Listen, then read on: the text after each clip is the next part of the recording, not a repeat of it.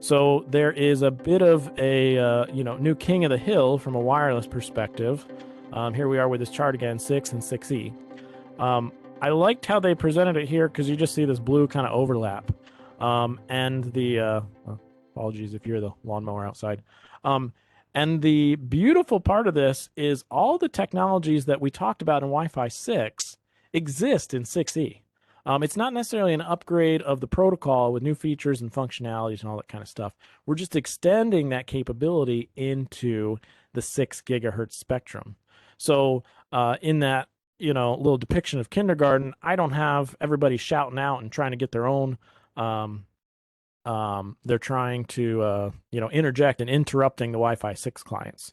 What this gives me, and I like this picture, instead of having a highly trafficked area that I'm trying to, get through the traffic jam of, I've got this pristine road, which is Wi-Fi 6, or it's the 6 gigahertz space, I should say, that's giving me access to all those, Wi-Fi 6 goodness that I'm after.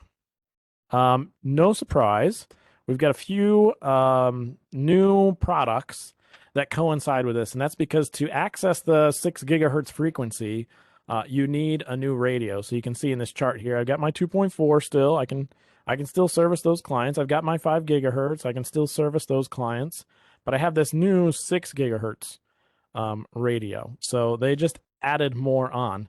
And I got to hold one of these. It is pretty hefty. There is a lot of there's a lot of metal in these things. So there's a lot of juice coming out of them. They also include, and as we shift to a wireless first redundancy, wireless first, future, redundancy becomes an issue. So they actually allow for 2 of these redundant M-Gig PoE ports. So you can cross connect them between 2 switches, for example, maybe that are in a stack or in a chassis or something like that, and gain redundancy. So if I lose one of those switches, I still have PoE being sourced from one of those switches, and I haven't lost things.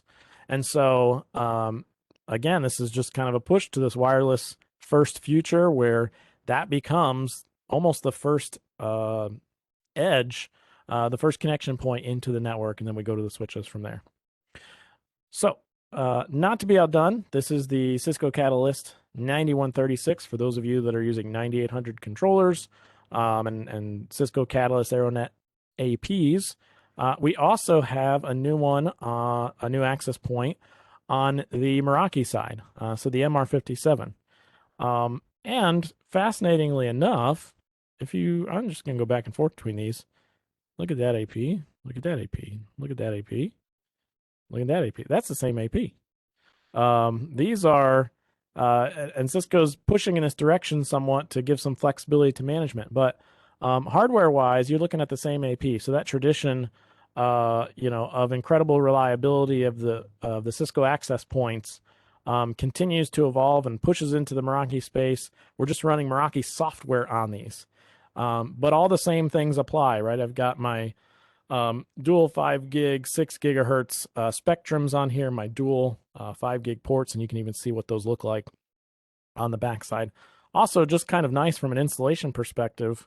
If you're coming from a 2702, 3802, or 2802, 3702, 3802, the same kind of universal mount for the Cisco APs that have been in place for 10, 15 years at this point are going to be reusable. So swapping out, from existing APs will work pretty well, whether you're swapping to this, again, it's the same AP, hardware-wise, or to the Meraki MR57. We'll be able to do that pretty simply, hopefully.